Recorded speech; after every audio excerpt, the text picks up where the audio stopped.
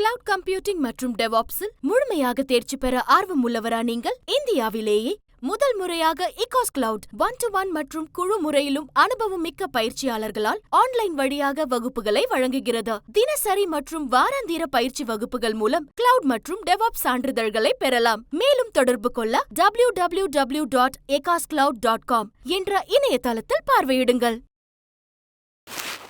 அனைவருக்கும் வணக்கம். பாஜகவில் இணைய போகும் சாட்டை, நயினார் நாகேந்திரனை காலை 11 மணிக்கு சந்திக்கும் சாட்டை அப்படின்னு யூடியூப் சேனலில் பேசியிருந்தா கடந்து போயிருக்கலாம். மெயின் ஸ்ட்ரீம் மீடியாக்கள், தமிழ்நாட்டினுடைய 4ஆம் தூண்கள், மக்களுடைய பிரச்சனைகளை அரசுக்கும் அரசினுடைய நல்ல திட்டங்களை மக்களுக்கும் கொண்டு போய் கடத்தக்கூடிய 4ஆம் தூண்கள் இப்படி செய்தி வெளியிடுது. யாரோ ஒருத்தர் ஒரு எக்ஸ்தலத்தில் போட்ட பதிவை ஒரு செய்தியாக மாற்ற முடியும் அப்படிங்கிறத இந்த செய்தியை பார்த்தா நான் தெரிஞ்சுக்கிட்டேன். அப்பதான் யோசிச்சேன், ஆமா, பாஜகவில் சேர்ந்தா என்ன தப்பு? நீதி வழங்கும் போது அண்ணன், தம்பி, சொந்தம், பந்தம், பணக்கார, ஏழை எதையுமே பார்க்க கூடாதுடா.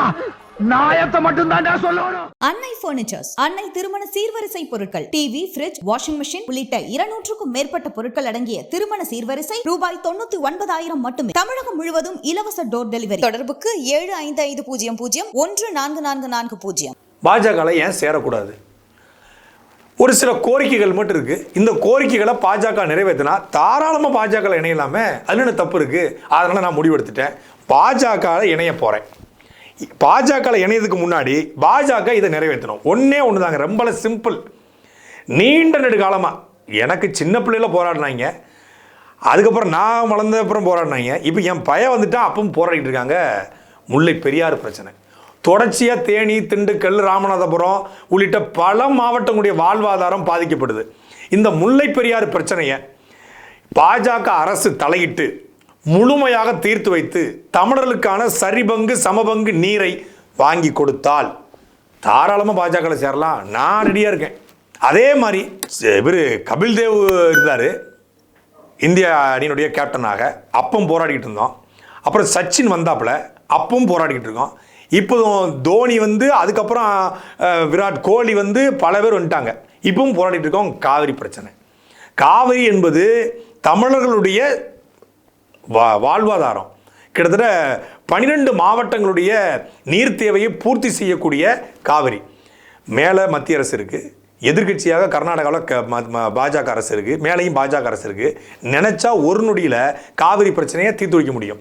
இன்றைக்கும் மேகதாதுல அணை கட்டுவோம், காவிரி தண்ணியை தரமாட்டோம், காவிரி தண்ணி எங்களுக்கு தான் உரிமைன்னு சொல்லி கர்நாடகா சொல்லியிருக்கு. இந்த காவிரி பிரச்சனையை பாஜக தலையிட்டு தீர்த்து வைத்து தமிழர்களுக்குத்தான் காவிரியினுடைய உரிமை சேர வேண்டும்.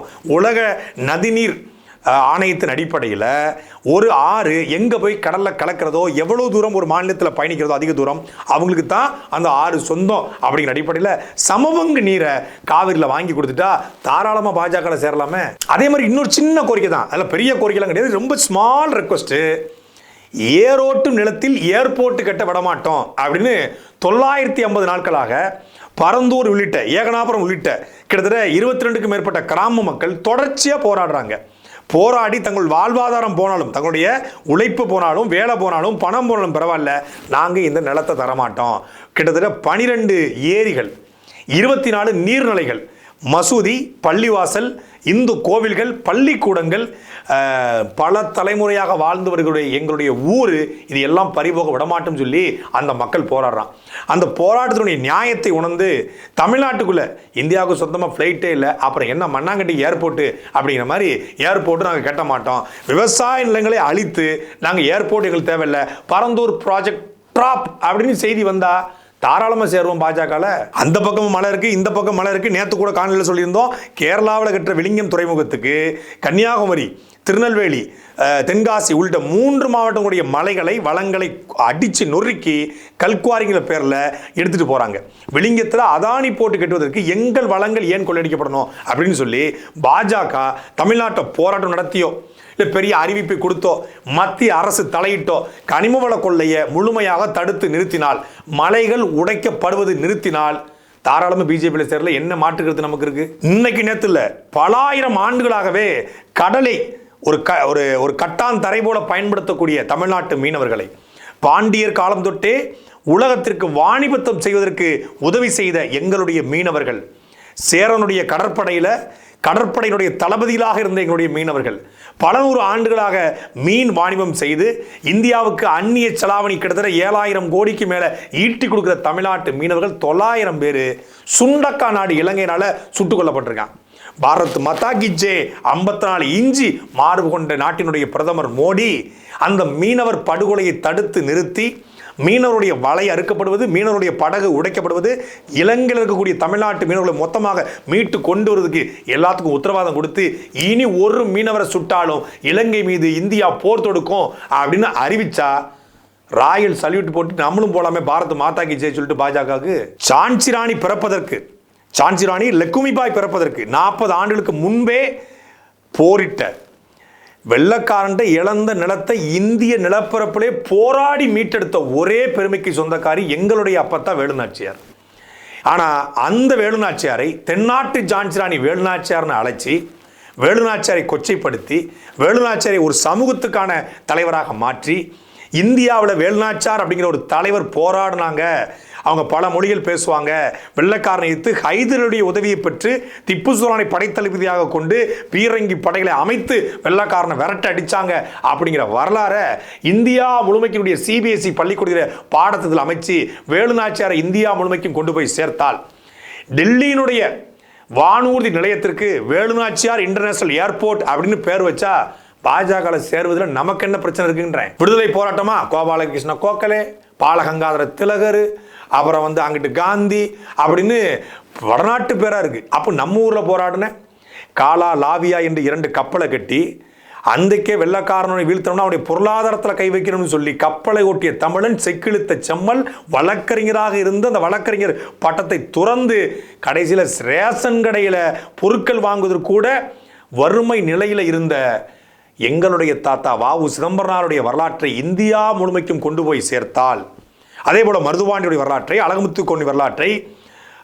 சுந்தரலிங்கனாருடைய வரலாற்றை, வெண்ணி காலாடியின் வரலாற்றை, ஒண்டி வீரனுடைய வரலாற்றை, தீரன் சின்னமலையின் வரலாற்றை, புலித்தேவருடைய வரலாற்றை கொண்டு போய் இந்தியா முழுமைக்கும் பாடத்திட்டம் அமைத்து இந்தியா முழுக்க பிஜேபி போடுற எல்லா தேசிய தலைவர்கள் படத்திலையும் இவங்க படங்கள்லாம் இடம்பெற்று RSS போடக்கூடிய எல்லா முகாம்கள்லையும் இந்த தமிழ்நாட்டுக்காக இந்திய விடுதலைக்காக போராடிய தலைவருடைய படத்தை போட்டால் பாஜகவில் நமக்கு என்ன முரண் இருக்க போகுது? பாஜகவுடைய பாராளுமன்ற வேட்பாளர் பட்டியலை கூட இஸ்லாமியர் பேரை சேர்க்காம இஸ்லாமியர்களுக்கு வாய்ப்பு கொடுக்காம இந்த இந்தியாவுடைய விடுதலைக்காக வெள்ளைக்காரனை எதிர்த்து போராடிய இஸ்லாமியர்களை தங்களுடைய தோள்களையும் தொங்கட்டாலையும் களத்தி கொடுத்து இந்திய விடுதலைக்காக களத்து நின்றவர்களை நீ அரபு நாட்டிலிருந்து வந்தவன், நீ புழைக்க வந்தவன், இந்த மண்ணிலிருந்து போராடி தொட்டால் தீட்டு பார்த்தா தீட்டு கோயிலுக்கு விட மாட்டான், சாலையில் நடக்க விட மாட்டான், தண்ணி குடிக்க விட மாட்டான்னு சொல்லி ஏதோ ஒரு வகையில் மதம் மாறி போன இந்த மண்ணினுடைய பூர்வகுடி மக்களாக இருக்கக்கூடிய இஸ்லாமியர்களை நீ பாகிஸ்தானுக்கு போ, நீ ஆப்கானிஸ்தானுக்கு போ, நீ அரபு நாட்டுக்கு போ அப்படின்னு விரட்டாம உணவு என்பது உன்னுடைய உரிமை, நீ மாட்டுக்கறி சாப்பிடு, எந்த கறியும் சாப்பிடு, உடை என்பது எதுவும் உன்னுடைய உடைமை, நீ புர்கா போட்டுக்கோ எதுவும் போட்டுக்கோ என்று இஸ்லாமியர்களை பாரபட்சம் பார்க்காம மாற்றாந்தாய் மனப்பான் நடத்தாம இந்தியா என்பது வேற்றுமையில் ஒற்றுமை கொண்ட நாடு, இங்க பல மொழி, பல கலாச்சாரம், பல உணவு, பல உடை எல்லாம் இருக்கிறது, அப்படி இஸ்லாமியர்களும் இந்த மண்ணில் வாழலாம் அப்படின்னு சொல்லி இந்த CAA NPR NRC அப்படிங்கிற மாதிரி நாசகார திட்டங்களை போடாம இஸ்லாமியராலே குறிவைச்ச எண்ணெய் சட்டத்தில் கைது பண்ணாம பாஜக நடந்து கொண்டால், ஜனநாயகம் சமத்துவம் இதெல்லாம் பாஜக கடைபிடிச்சா, மத ஒற்றுமையை மதச்சார்பு இன்மையை பாஜக கடைபிடிச்சா சரி போறதில்ல, பிஜேபி சேர்ந்துருவோம். இன்னைக்கு நேரத்தில் கிபி 1200 இறைவனுக்கு வழங்குதல், ஏழை எளிய மக்களுக்கு 2 ஏக்கர் 3 ஏக்கர் நிலம் இருக்கு, எனக்கு 2 பசங்க இருக்காங்க, ஒரு பையனுக்கு 1 ஏக்கர், இன்னொரு பையனுக்கு 1 ஏக்கர் கொடுத்துட்டு இன்னொரு 1 ஏக்கர் இருக்கு, இதை ஏழை எளிய மக்கள் படிக்கணும், அவங்களுக்கு ஒரு பொருளாதாரம் கிடைக்கணும், அவங்களுக்கு ஏதாவது பயன்படும் சொல்லி நான் நன்கொடையாக வக்பு என்ற பெயரில் வக்பு வாரியத்துக்கு கொடுப்பதை, வக்பு சொத்துக்களை 12 வருஷம் ஒருத்தர் பயன்படுத்தினா அது அவருக்கே சொந்தம் அப்படின்னு சட்டத்திட்டம் கொண்டு வந்து அந்த வக்பு போர்டில் 2 இந்துக்கள் இருக்கணும், இஸ்லாமியர் அல்லாத இருக்கணும்னு சொல்லி ஒரு திருத்தத்தை கொண்டு வந்து கிட்டத்தட்ட 41 திருத்தங்களை கொண்டு வந்து கிட்டத்தட்ட 8 லட்சம் ஏக்கர் 1,20,000 கோடி மதிப்புள்ள வக்பு நிலங்களை அபகரிக்க நினைக்கிற அந்த வக்பு திருத்த மசோதாவை அப்படியே கிடப்பில் போட்டு இஸ்லாமியர்கள் இந்த மண்ணினுடைய பூர்வகுடி மக்கள் அவர்களுக்காக வக்பு இருக்கிறது, அந்த வக்போடு நாங்கள் தலையிட மாட்டோம் அப்படின்னு சட்ட திருத்த மசோதாவையே மாற்றிட்டா சூப்பர் பாஸ், பிஜேபியில் சேர்றது நான் தயார். காஷ்மீருக்கு போனாலும் அமெரிக்காவுக்கு போனாலும் எங்கே போனாலும் வணக்கம் தமிழ் மொழி உலகத்திலே நல்ல மொழி, படைகுடு கூழமைச்சா நட்பரன் அப்படின்னு பேசக்கூடிய ஐயா மோடி அவர்கள், உலகத்தின் தலை சிறந்த மொழி மூத்த மொழி இந்தியாவில் இருப்பது எனக்கு பெருமைன்னு சொல்ற ஐயா மோடி அவர்கள், தமிழ்நாட்டுக்குள்ள தமிழ் மொழி முதன்மைப்படுத்தப்பட வேண்டும், இந்தியாவினுடைய ஆட்சி மொழியாக அதிகார மொழியாக இருப்பதற்கு எல்லா தகுதியும் படைத்த மொழி தமிழ் மொழி, அந்த மொழி இருக்கும் பொழுது இந்த இந்தி திணிப்பு கொண்டு வரேன், மும்மொழி கொள்கையை கொண்டு வரேன், புதிய கல்விக் கொள்கையின் மூலமாக தமிழ் மொழியை சிதைக்க பார்க்குறேன் அப்படின்னு வேலையெல்லாம் ஒதுக்கி வச்சுட்டு தமிழையும் ஒரு அங்கீகாரமுள்ள மொழியாக இந்தியா முழுக்க நிலைநிறுத்தினால் பிஜேபியில் சேர்வதற்கு என்ன பிரச்சனை? கச்சத்தீவை காங்கிரஸ் தூக்கி கொடுத்துச்சு, கருணாநிதி கம்முன்னு இருந்தார், அதை நான் ஆட்டியை போட்டு கண்டுபிடிச்சிட்டேன் அப்படின்னு அண்ணாமலை சொன்னதை மோடி கேட்டுக்கிட்டு கச்சத்தீவு பிரச்சனையை 2024 நாடாளுமன்ற தேர்தலுக்கு முன்னாடி மார்ச் மாதம் 31 வெளியிட்டார். இப்போ ஆட்சிக்கு வந்து 1 வருஷம் ஆச்சு.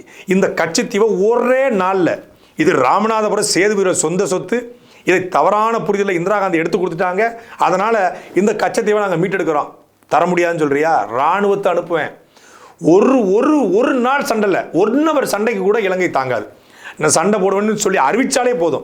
அந்த கச்சத்தீவை மீட்டெடுத்து மீனவருடைய வாழ்வாதாரத்தையும் காப்பாற்றி இந்திய நிலப்பரப்பை எக்ஸ்டெண்ட் பண்ணால் பிஜேபியில் தாராளமாக சேர்றதுக்கான ஆப்ளிகேஷனை பண்ணலாம். வேணாங்க, இங்கே நிலத்துக்கு நீங்கள் கூட உங்களை அணுவில் வச்சிங்கன்னா திருநெல்வேலி தூத்துக்குடி கன்னியாகுமரி தென்காசி 4 மாவட்டம் நாசமாயிருங்க. அணுவில் வந்து அது பயங்கரமான ஆபத்தானது. ஏற்கனவே நம்ம ஹிரோஷிமாவில் பார்த்துட்டோம், நாகசாகியில் பார்த்தோம், அந்த அணுவோடு இது மோசமானது. ஜப்பான்லேயே அணுவில் வச்சு அந்த அணுவுடையால் பதிவிச்சு வந்து பல பேருக்கு புற்றுநோய் வந்திருக்கு. வேணாம் வைக்காதீங்கன்னு பல கட்சிகள் போராடியும் தடுத்தோம். அணுவிலே வச்சிங்க, அணுவில் தாராளமாக வச்சுட்டீங்க, எக்ஸ்டெண்ட் பண்ணிட்டீங்க, கூடங்குளத்தில் இருக்குது, எல்லாம் ஓகே. ஆனால் அந்த அணு கழிவை மட்டுமா அது இங்கிருந்து கொண்டு போய் அப்படியே பாஜக ஆளக்கூடிய உத்தரப்பிரதேசத்தில் கொஞ்சம் பாதுகாப்பாக வச்சிங்க அப்படின்னா பிஜேபியில் சேரலாம். இதோடு சேர்த்து ஒரு சின்னதாக ஒரு கோரிக்கை, ரொம்ப சின்ன கோரிக்கை, ஒரே நாளில் நிறைவேற்றுற கோரிக்கை. ஒரு நாளில் 22 தீர்மானத்தை மசோதாவை போட்ட சட்ட திருத்தங்களை கொண்டு வந்த பிஜேபிக்கு இதை கொண்டு வர முடியாதா? ஒரு நாள் 1 செகண்ட் மோடி நினைச்சா பண்ணிடலாம். கண்டிப்பாக பண்ணுவார்னு எனக்கு தோணுது. இதுக்கப்புறம் இந்த கோரிக்கைக்கு பிறகு கண்டிப்பாக பிஜேபியில் சேரலாம். என்னன்னா, டாக்டர் போல தான் டாக்டர் ஆக முடியும், பணக்காரன் போல தான் டாக்டர் ஆக முடியும், நீட் கோச்சிங் சென்டரில் படித்தவ தான் டாக்டர் ஆக முடியுங்கிற நிலைமையை உருவாக்கி அந்த நீட் தேர்வினால தமிழ்நாட்டில் மட்டும் 22க்கும் மேற்பட்ட மாணவர்கள் தற்கொலை செய்து மரணம் அடைஞ்சிருக்காங்க. அந்த மாணவர்களுடைய கனவை நிறைவேற்ற சாதாரண ஏழை குடும்பத்தில் பிறந்த ஒருத்தனும் நல்ல மதிப்பெண் எடுத்தா அவனால் டாக்டராக முடியும் அப்படிங்கிற ஒரு நிலைமையை உருவாக்க, முதல் தலைமுறை பட்டதாரிகள் மருத்துவராக முடியும் அப்படிங்கிற அந்த கனவை நினைவாக்க நீட் என்கிற அதை கொண்டு நீட்டாம அந்த நீட்டை பேன் பண்ணா, ரத்து பண்ணா ஐ லவ் பிஜேபி அப்படின்ட்டு போகலாம். வடநாட்டிலிருந்து 1 கோடி பேர் தமிழ்நாட்டில் வந்திருக்காங்க. ஈரோடு பெருந்துறை சிப்காட்டில் மட்டும் 62,000 பேர் இருப்பதாக ஒரு புள்ளி வரும். தமிழ்நாட்டில் கிட்டத்தட்ட எல்லா நிறுவனங்களையும் வடநாட்டுக்காரங்க வந்துட்டாங்க. இந்த வடநாட்டுக்காரங்க இங்கே வந்துட்டே இருப்பாங்க, அதை தடுக்க முடியாது. ஏன்னா அவங்களுக்கு அங்கே வேலை வாய்ப்பு இல்லை, கல்வி இல்லை, பொருளாதாரம் இல்லை, அவங்க போயிட்டு அவங்களால ஒன்றும் செய்ய முடியல. இப்போ அந்த வடநாட்டுக்காரங்க இங்கே வரும்போது தமிழ் தெரியாமல் ரொம்ப கஷ்டப்படுறாங்க. நிம்மில்கி பச்சா நம்மளுக்கி பச்சா அப்படின்ட்டு உட்காந்துருக்காங்க. அதனால் எதுவும் பண்ண முடியல. அவங்களுக்கு தண்ணி கூட தெரியல, பாணின்னு கேட்குறாங்க. பாணினா பாணிலாம் அந்த பாணிலாம் இல்லைப்பா, அதெல்லாம் போப்பா, அது காலா பாணி பண்ணிட்டு போகிறாங்க. அப்போ அவங்களுக்கு தமிழ் தெரியாமல் இருக்குது. அதனால் நம்ம என்ன சொல்கிறோம் அப்படின்னா, வடநாட்டில் இருக்கக்கூடிய குறிப்பாக உத்தரப்பிரதேசம், பீகார், மத்திய பிரதேசம், ராஜஸ்தான், இந்த மாநிலத்துடைய பள்ளிக்கூடங்களில் தமிழ் மொழியை ஒரு பாடமாக வச்சு, இந்தியாவுடைய மூத்த மொழி இல்லையா, மோடியவரே ஒத்துக்கிட்டார் இல்லையா, அதனால் இங்கே சான்ஸ்கிரிட் டே, ஹிந்தி டே அப்படி கொண்டாடுற மாதிரி அங்கே தமிழ் டே அப்படின்னு ஒரு டேவை கொண்டாடி தமிழை அங்கே இருக்கக்கூடிய மாநிலங்களில் ஒரு பாடத்திட்டமாக சேர்த்தா அவங்க படிச்சுட்டு வந்து பயன்பெறுவாங்க, எளிதாக தமிழ்நாடு நுழைவாங்க. இதையும் பிஜேபி செயல்படுச்சு அப்படின்னா மோடி அப்படின்னு ஓடி வரலாம். லாஸ்ட் பட் நாட் லீஸ்ட் அப்படிங்கிற மாதிரி போரிலே பாதிக்கப்பட்டு காயமுற்று எங்கள் உறவுகள் தமிழ்நாட்டில் இருக்கிறார்கள், அவர்கள் எங்களை பார்த்துக் கொள்வார்கள், எங்களுக்கென்று ஒரு நாடு இருக்கிறது, அது எங்கள் தந்தையர் நாடு என்ற அடிப்படையிலே தமிழ்நாட்டுக்கு வந்திருக்கிற ஈழத்தமிழர்களை அகதிகள் என்று அழைக்காமல் அவர்களுக்கான இரட்டை குடியுரிமை வழங்கி அவர்கள் விருப்பப்பட்டால் இலங்கைக்கு செல்லலாம், இல்லை இங்கேயே இருக்கலாம் என்கிற உரிமையை வழங்கினால் தாராளமாக நம்ம பிஜேபியில் சேரலாம். அது மட்டும் இல்லை, இந்தியா நினைக்காம தெற்காசிய பிராந்தியத்தில் ஒரு நாடு உருவாகாது. அப்போ இலங்கையில் நடந்தது திட்டமிட்ட இனப்படுகொலை, ராஜபக்சே தான் சர்வதேச போர்க்குற்றவாளி.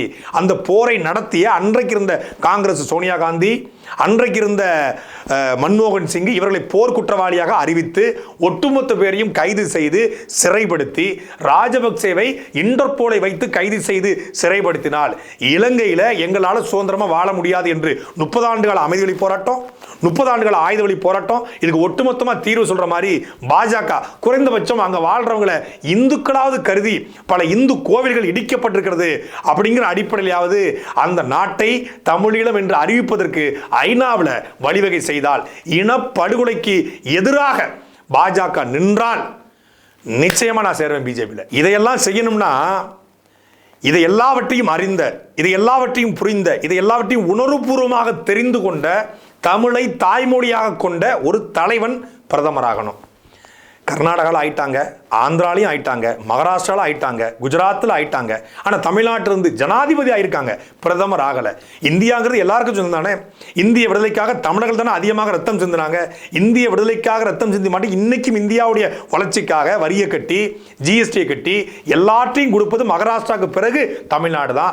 அப்படிப்பட்ட தமிழ்நாட்டில் சுதந்திரம் அடைஞ்சு 75 வருஷத்தில் ஒரு பிரதமர் கூட தமிழ்நாட்டிலிருந்து வரல, தமிழ் பிரதமர் வரல.